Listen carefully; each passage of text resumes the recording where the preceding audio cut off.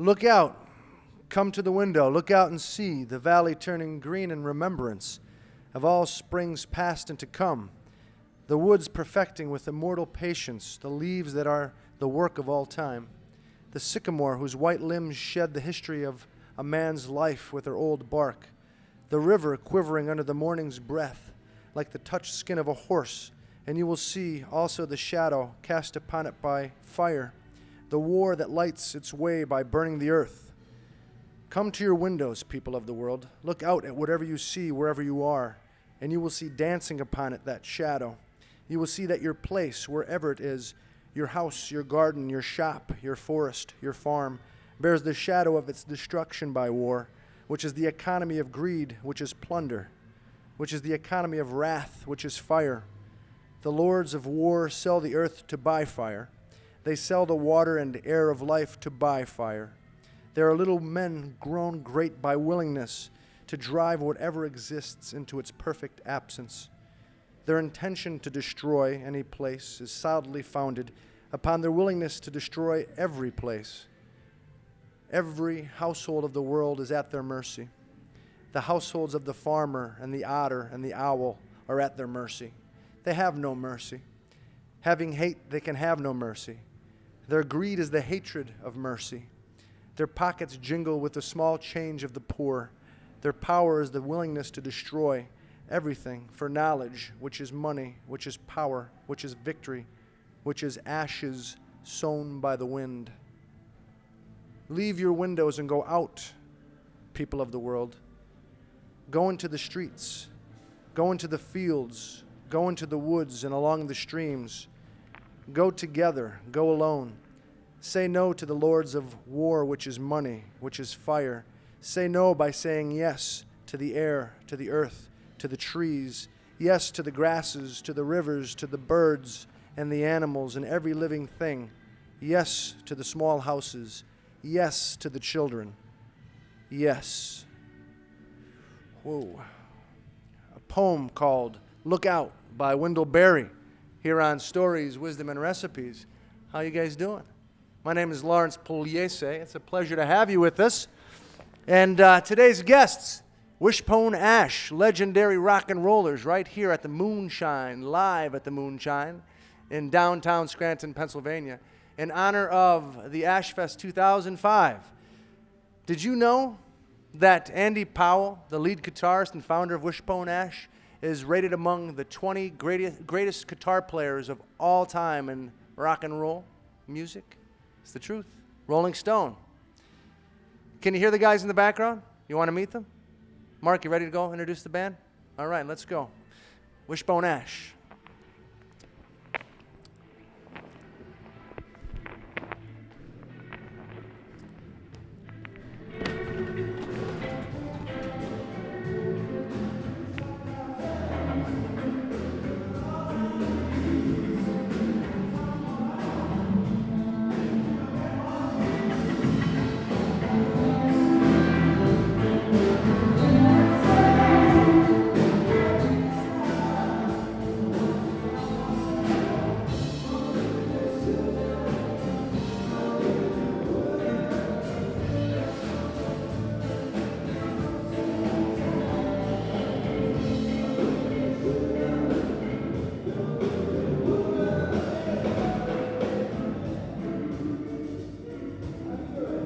What's up?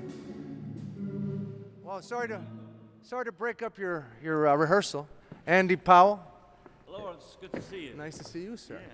How's it going these last couple of days in Scranton? The wonderful Scranton. We're having a great time, actually. The weather's got real nice, you know. Everybody's coming out in the streets, and we've been working on material for a new album. So we've been doing some creative stuff, which is good for us because we do a lot of traveling and not so much playing.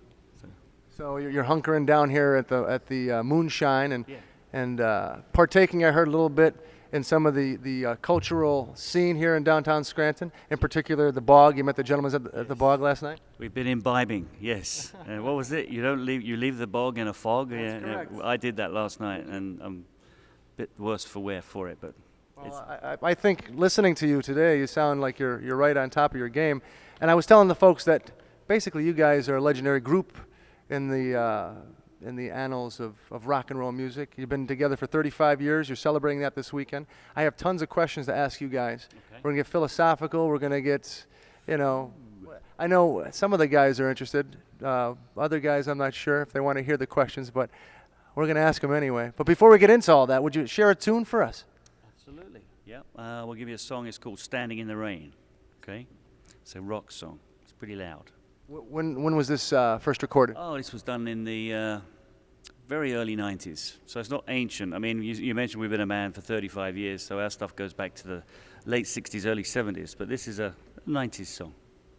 All right, Andy Powell and Wishbone Ash, and we'll be talking in a moment. Please enjoy. You're watching Stories, Wisdom, and Recipes. Stay tuned.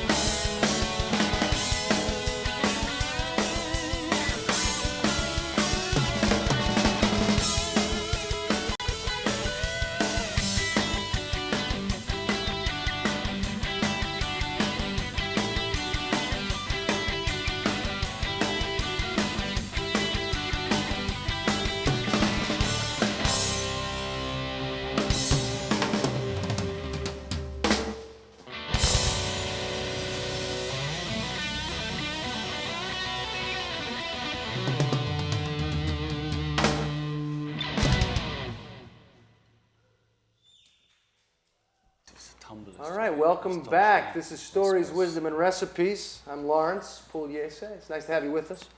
You just heard a tune called Standing in the Rain by Wishbone Ash here in Scranton at the Moonshine Theater all weekend long. June, what do we have? 3rd and 4th, Friday and Saturday. Acoustic set on Friday, and on Saturday, full-blown electric. And we'll talk more about the particulars in a moment. I'd like now to introduce you to the band, and we'll be hearing some more music as the show goes on as well. All right, let's go around the horn here. We have the legendary Andy Powell, Remember what we're going to... the guitar guru of all existence. Yes, that's me. That's right. Hi, folks. And we have also in our presence the bass player Bob Skeets. That's me. And we have Muddy Mannanen, guitar and slide. And of course, Backing vocals too. the man who puts the backbeat and everything for the band, Ray Weston, Yeah. The humor. drums. Hi. We're having a nice conversation about Europe and hanging out with the guys here at the Moonshine. Good group of guys. Hopefully you come down. We're going to ask them some questions about music, about life in general, and see where it takes us. You guys ready? Yeah, we've seen life. We've seen life. Well, you guys have been together for 35 years. Well, the well, band. the band has been a band for 35 years, but we've been working together a number of years. I mean, a lot of years, yeah. Well, you guys are both Londoners, right? Yes, Did you that's guys know each other when you were kids? No. No, but we both share similar backgrounds, and it's if you've been to East London, End of London. East End? you kind of you relate. Is the East End working class? Yes. Yeah? Yeah. Much like Scranton, perhaps. Yeah, it's got a lot of character, and years ago, it's an evolving place. You know, years ago these little row houses, and of course, a lot of the docks are down there, so a lot of immigrants came in, so you get a lot of colourful culture, and it just evolves all the time. Big Jewish community down there, big Indian community now. It's interesting. Yeah, I've never been, but I'd like to go. The docks, yeah. I'm hoping getting to know you guys now will earn me a place to visit, and crash. That's kind of what Yeah. I'm doing this show. Is that cool? Well, I'm still living there, so you can do that. You're in Connecticut, right? You're in Connecticut now? I am, yes. So I can crash at your house if I come No up? problem, yeah. All right, thank you. It's on tape. It's on tape. And next to Bob, I keep calling him Rob, I apologize. We have Muddy Mannanen from Helsinki, Yeah, Finland. yeah, that's right. And how did you hook up with the guys? Ben, who played guitar here before me, he's an old friend of mine, and when he decided to leave, he called me. So then I went for an audition in London, and that's how it all came about. How long ago was that? Last November. Oh, so you're relatively new to the band. Yeah. And bringing a slide guitar in, which, was that always a component of Wishbone? Is that a new... In the early days, yeah, there was a guy called Ted Turner who played slide guitar, and then there have been periods where it's not been so prominent, but it's just great that we've got that featured again. It's part of the sound because it's back to the roots for us, and we're a guitar band, so anything extra that you can bring to the sounds, with using guitars, this is fabulous in my book. It's great. Well, your trademark, so to speak, and correct me if I'm wrong, is the Flying V, is that right? It's just a guitar that's shaped like a V that I use. Everyone remembers it. I think they think it's the Wishbone in Wishbone Ash or something, but it's just one that I've found favour with, and I like it. It's about the story about the Flying V. If you don't know, No, I don't. there's basically everyone knows Fender and Gibson. Well, Fender guitars in the 50s came out with this amazing guitar called the Fender Stratocaster.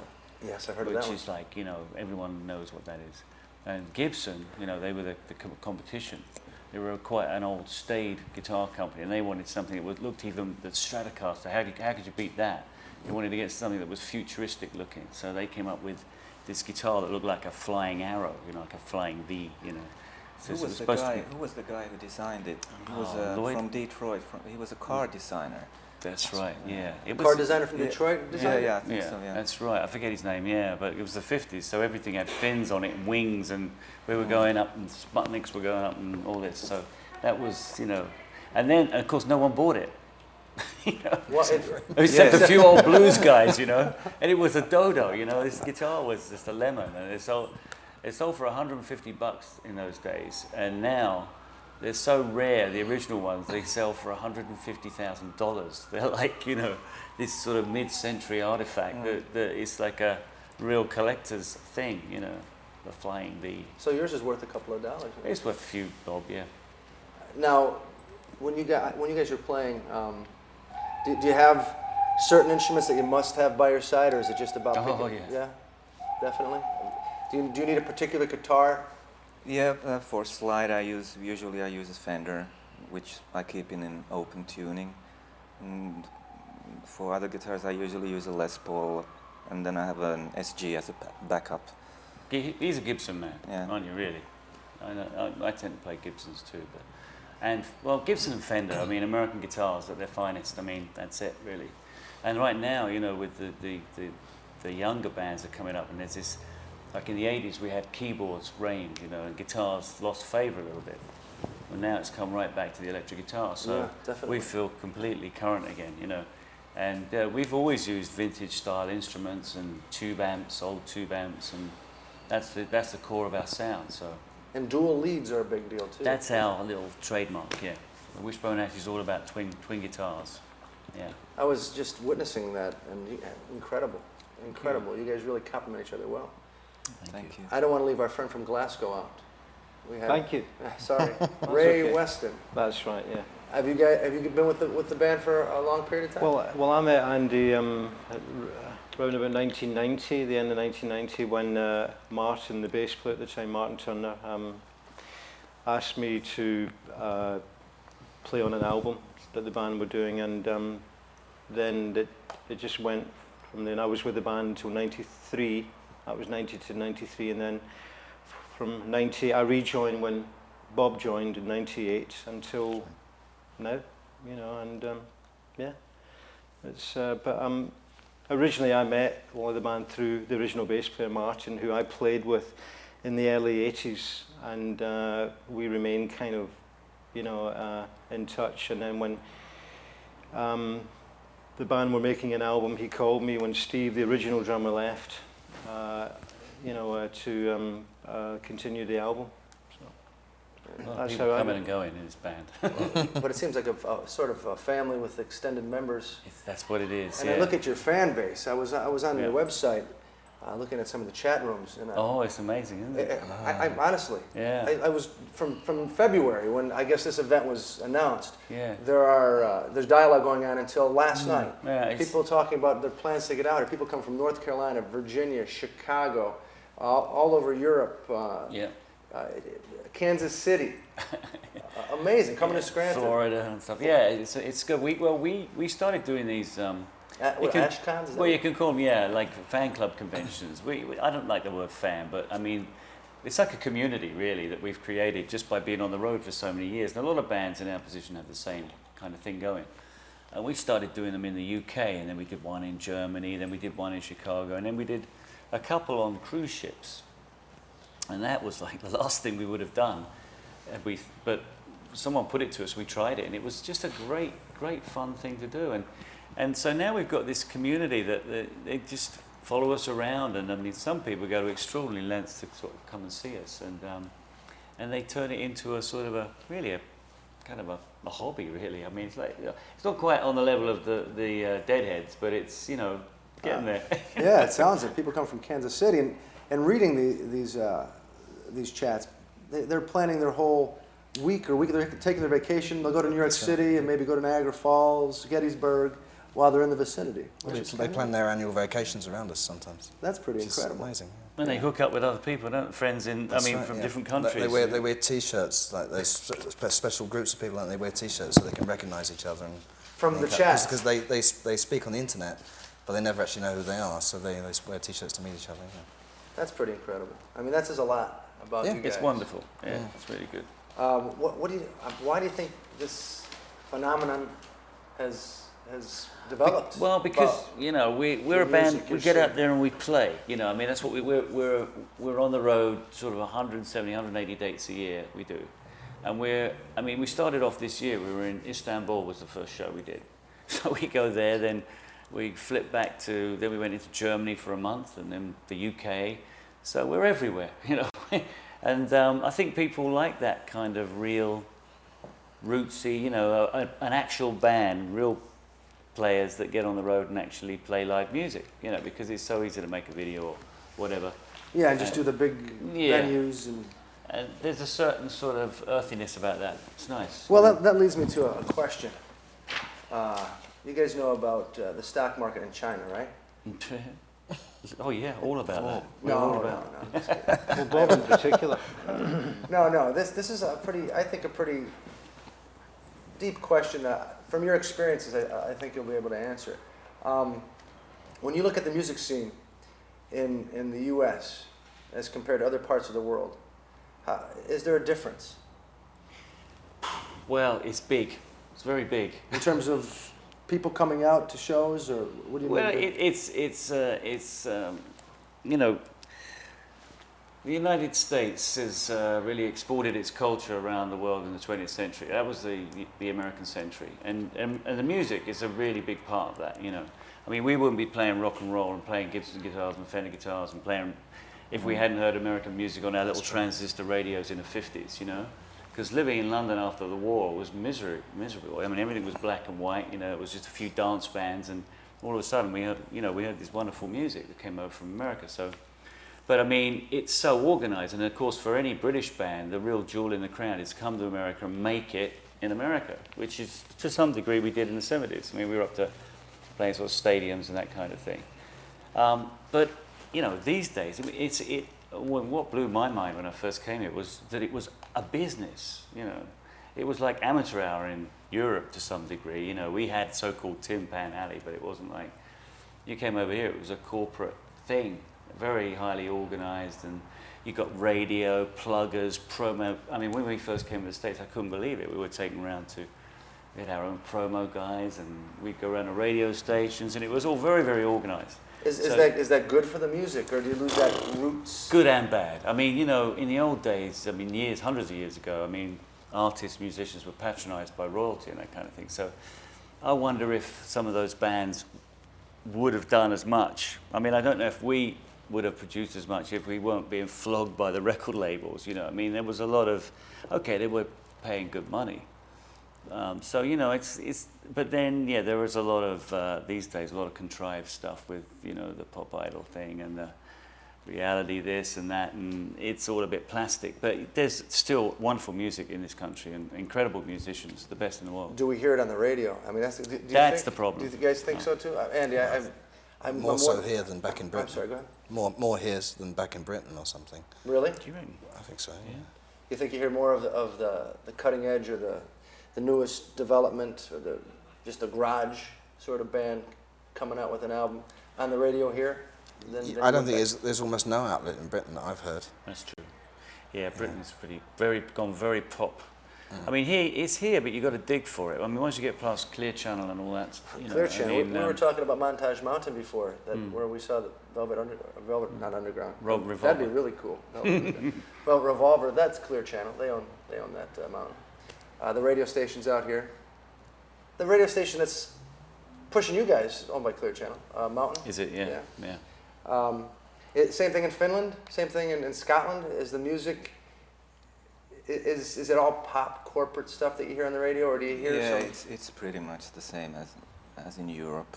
Yeah, unfortunately. Yeah. There's some great musicians up in Finland, though. We don't listen to America. That's the thing. If I go to Italy, you hear American music. You hear Yeah. music from France. You hear music from everywhere. That's right. Yeah. In the United States, we just listen to American music, basically. That's true. You got to really dig for it. I think. Okay. Yeah. I Well, we're going to France in a couple of weeks, and we love it because we go in the club and we hear some Algerian singer. You know, what the hell what's that? You know, we were in Turkey. We were buying up CDs of their sort of players, and they do some like ethnic stuff with some nice modern touches to it. You know, and it's really incredible players. Very interesting and great players. Yeah. Well, here's another question for you then. On that line of thinking, what sort of artists, musical genres inspire you, or you really? What are they that really make you sit back and go, wow? I like So much of it. But you were talking about Scottish music last night. I mean, there's just an incredible amount of music out there. If you think about all the music that has been, but it's still there. I mean, you can still buy it and play it, and there is actually new music. You know, hearing the guys there, there is a lot of really good stuff, new stuff coming out of Britain and out of America as well. There's a lot of young kids who are really, you know, in rehearsal rooms, and they're coming out with some great ideas, great music, and it's sort of the one thing about the older music, it's there, and it'll always be there. The traditional stuff that's been around for 500 years, you mean that sort of? Well, right now, if you look at early 70s music, that's like almost becoming... I'm wondering how far back you're going. I mean, if you go to... Right, okay. Well, Well, we you would go go right back. or you go to You're going England. right back. You want to go right back to the roots of it. Well, I Before don't- amplification, before, you know, You when know. people are just sitting around playing the instruments they made themselves, is that stuff being kept alive? And do you Oh, guys yeah. tap into that ever? Some areas, yeah. Well, the sound of our band, I mean, you know, we all grew up with listening to probably English, British classical music and, you know, choirs and there's a little bit of that in our music. I mean, I think that a lot of European bands have that as opposed to American bands probably more rooted in the blues and country, you know. Right. Well, sure, we use those elements too, but some of our chord progressions are definitely more European, which goes back to, you know, the early days of music, you know, which we all, you know, we go into church, singing hymns, all that kind of stuff, you know, it rubs off on you, it's there in your subconscious, you know.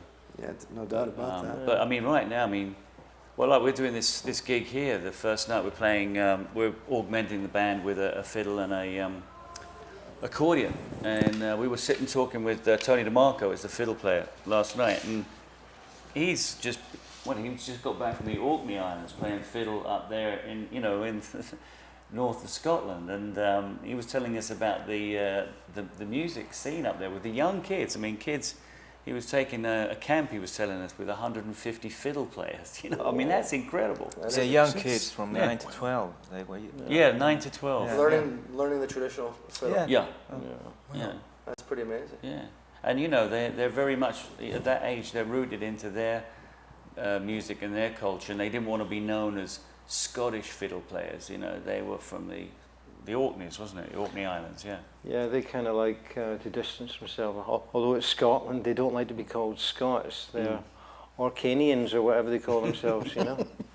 Yeah, it's Well, weird. I think you know, like with rock, I mean, a lot of the rock thing has become a bit of a cliche, and a lot of it's been done really well. I mean, so many great American bands. I think if we're really honest, a lot of the times to get inspiration, we're listening to stuff that's probably not rock. It's probably, but we bring it into a rock context. You mean jazz or different Yeah. sorts of cultural? Yeah, You mentioned Algerian or Northern African or Middle Eastern. Yeah, that absolutely. Kind of, I'm definitely anything? checking that out. Absolutely Yeah. anything, yeah. Asian, Indian. old Italian pop songs. Fantastic, yeah. Something like that, yeah. Yeah, corny stuff, you know, Yeah. George Klezmer, anything, you know, I mean. Well, this band, I mean, we talk about travel. We toured India 4 times, you know. Oh man. And it must we were one of the few rock bands that actually was brave enough to get on the road in India. And so we would go into these places and hear the most incredible stuff. I mean, these classical female singers, they're doing all this microtonal stuff. And you feel microtonal stuff? tonal. Tonal. They go like these quarter tones in their with their pitching. It's incredible, you know. And they study ragas from the age of 2. And you know, I was listening to somebody the other day who was saying that he learnt all these ragas, and by the time he was 4, he'd learnt 337 ragas. You know, Now, these little pieces, yeah. And they teach this even before they can talk and stuff. And that's where they start as musicians. You And know? a raga is just a little song? It's a musical phrase, you know. You know, that's it. And they give it a name. And a kid, apparently at that age, has got the ability to learn and identify those little pieces, you know. I mean, you've got kids. I mean, do your kids play music? Yeah, too? all the time. They pick it up real quick. They I do. mean, you know, all kids, you know, have got that ability. But then you lose it a little bit as you grow older, you know. But musicians have found a way to tap in and keep that active, or we try. We try, you know, to keep that childlike attitude towards. Is that a music. big part of why you do it? It keeps you in touch with a good place, a good space inside of your... Yeah, we were talking about that last Self. night, being musicians, weren't we? Yeah. It's great. It's great to Yeah. call yourself a musician, although Ray and I were saying that we didn't dare actually put that on our passports for probably 20 years because you don't really feel you've ever arrived as a musician. It's a work in progress, you know. I mean, we're rock musicians, you know, but I mean, you meet classical players or like these Indian people, I mean, you feel we're not worthy, you know. Yeah. Well, playing with Tony last night, the fiddle player, I mean, just wonderful stuff, you know. Well, you had Tony, and there was also a guy playing. Brendan O'Sullivan. Brendan, he's playing the accordion. Yeah. Yeah. And those two gentlemen will be here Friday, June 3rd, starting at what time? About 8? At about 8 is when there's an opening act going on. Showtime, yeah, it's 8. We're on at about 10. You're on at 10? 9:30 and 10 we're on. With Mr. DeMarco and Mr. O'Sullivan. Yes, correct.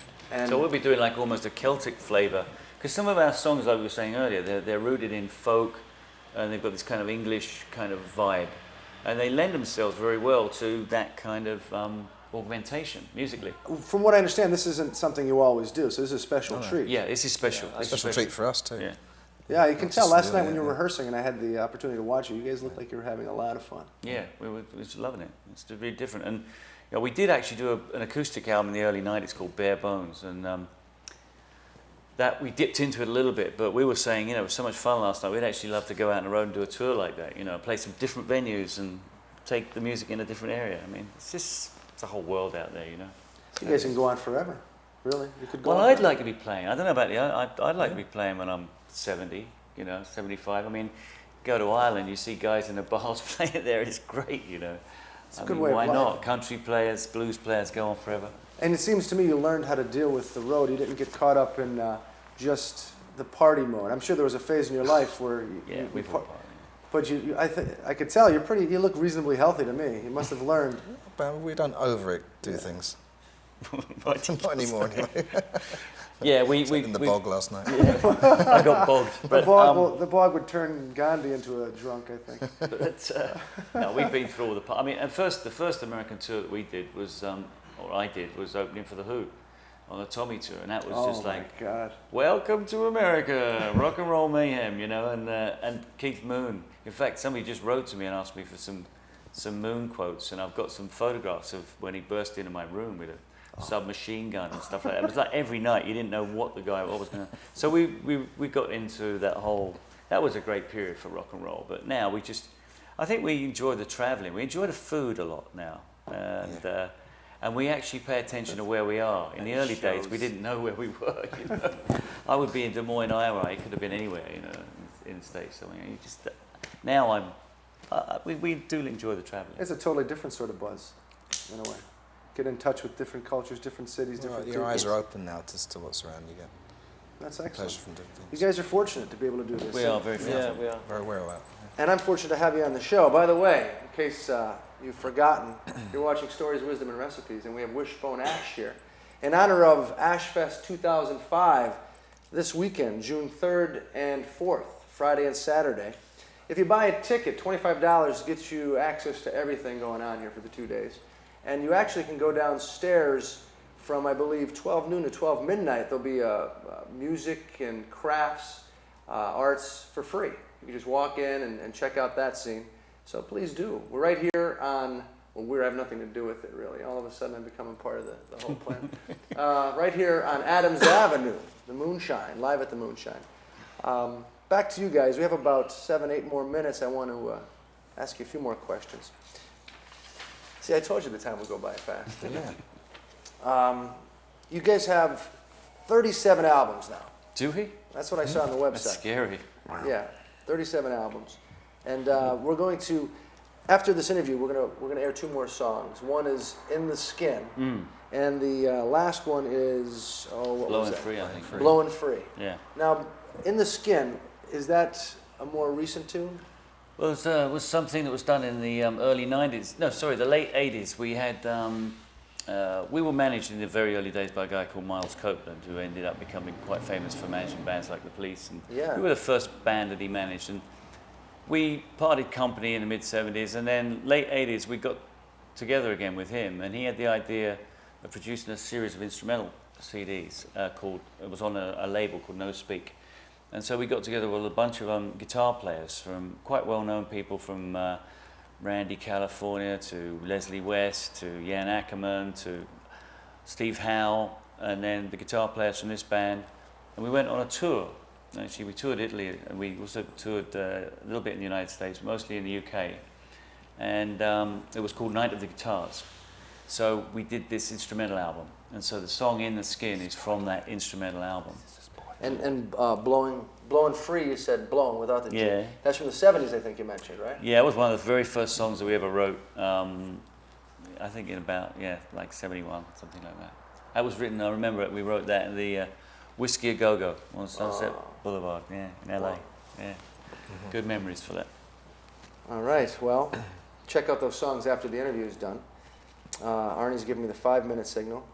I like to end all of my shows with this question, no matter who the guests are. 2-part question. Every single guest that I've had on, I've posed this question to. And the viewers are always interested. They're waiting for this response. Okay. So, very simple, I think. Well, maybe not. What at present concerns you the most? And what at present inspires you the most? Wide open. You want to start? Huge question. Well, being healthy is very important, very important now. I mean, well, when I was younger, I didn't think it. I mean, well, you don't take it for granted, but that's the number one. I wouldn't be able to be in this band, if with all the traveling that we do. That's a priority, being healthy, which means staying fit, eating well, and trying to get enough rest. That's what it's. That for me, and I mean, and you're always sort of starting to question things as well about why, what's the meaning of everything? Why are we doing everything, and what's it all about? And I've started to look at things a little bit more. I'm trying to understand what it is, and of lately a great movie that you probably know, What the Bleep Do We Know? Oh, yeah. Well, that's a great one. Recommend that. What the bleep do we know? It was just into quantum physics, starting to think about why, religion. What has that got to do with like? No, I know. I don't want to get into things, right? Okay, but I mean, After the show, we can continue this. Yeah. I'd Okay. love I mean, to. we could. But religion is you're trying to, given what's going on with the Catholic Church and what's going on with... Well, you could start to go in there, couldn't you? Yeah. But I mean, God is in us all, isn't He? I mean, you are your own God. You make your own rules to how you want to be, and the way you are. Free will, as you say. Well, if you got free will, you can do whatever you want, can't you?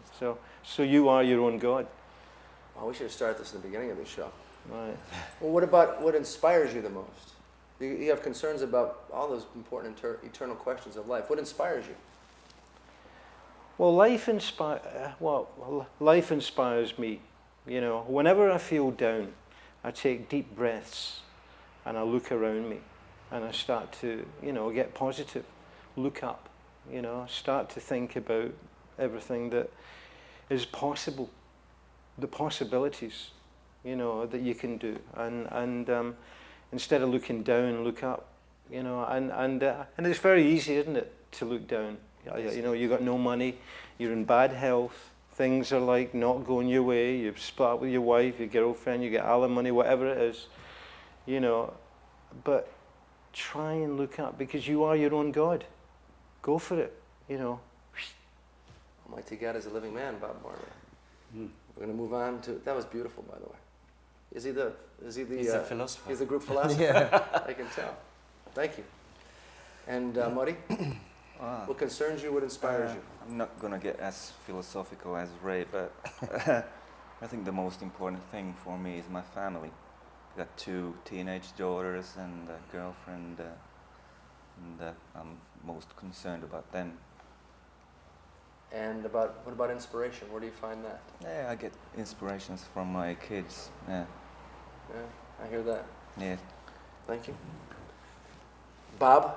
Well, I'm concerned like everybody. I mean, yesterday a guy showed me a story about in New York of a 9-year-old girl that stabbed an 11-year-old girl to death Yeah, I read about because she that. wouldn't pass her the ball or something. I mean, that is pretty worrying if that's the world we're living in. So that's on the concern, just the way the world is. It's too crazy now. As far as inspiration, I mean, I'm just walking my eyes open more now, and I'm actually getting inspired by things I just didn't see before. I just beautiful places and things. So I'm thinking of maybe relocating out of Britain to France and things, and that's just my personal thing, wanting to sort of, calm down, but still do what I do, but not so frantically. Sounds nice. And finally, the guru of Qatar. I dropped myself in it there, Yeah, I right? guess you did, Mr. Powell. I don't know, with the travel that we do, I often think some politicians could actually benefit from getting down on the street level the way that we do and visiting real places on a real, and because we do see it, we get a really interesting viewpoint. And I'm just fascinated with cultures. I'm fascinated with, for example, how like the American culture seems to be in a way a little bit on the wane, or there's a lot of reevaluation going on in America and the West in general. You've got this, and I'm fascinated in these big structures, capitalism, how Europe is trying desperately to become, the United States of Europe, and all these wonderful old cultures and countries are getting themselves organized. And at the same time, there's this kind of backlash. I mean, the 9/11 thing, the politics. I'm just intrigued on a very micro level, just traveling around on the streets, like in Scranton here, and then on a more global level, when we're traveling around, like I said, we were in Turkey and we saw like an emerging economy there, and they're desperate to be in the Europe thing, and I wonder if that's a great thing for them or not. I don't know. I mean, like Bob mentioned France. I mean, we love going to France, but you can see the culture is being eroded, and it's kind of worrying. It's certainly happening in Great Britain, where we're from. I mean, a lot of the things that we grew up with that were very good things about the culture have been swamped by this globalization. I hate that, because it's the anti-human. It's dehumanizing. It's homogenous. Yeah, I hate that. I mean, but then in terms of what inspires me, I think probably the thing that inspires me the most. I mean, like Muddy, I've got kids, three boys, wonderful kids, children. But also nature. I'm totally inspired by nature. When we spend a lot of time in cities, and if I want to just get rooted, just go into the woods or the countryside, and that just puts it all. Smell the flowers, the trees, everything. I love nature. So, yeah, that inspires me, a lot. Which I suppose gets into a godliness. It's.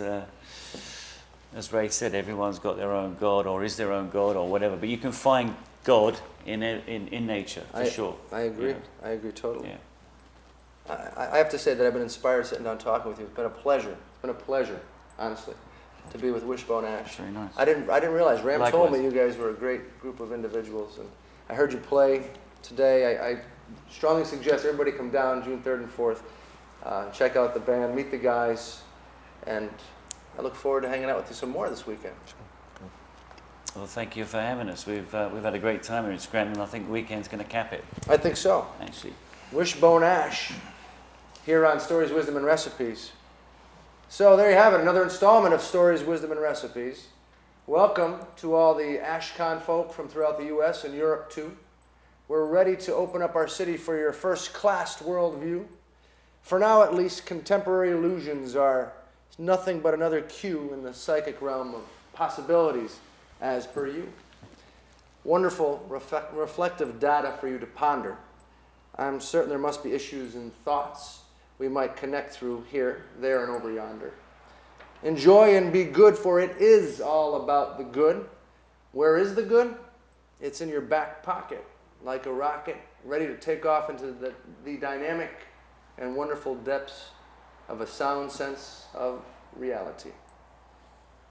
Hopefully you come to hear the band here on Adams Avenue in downtown Scranton this Friday and Saturday, the first weekend in June, for some rock and roll energy ending each night at midnight, starting at noon. Let's hear another tune.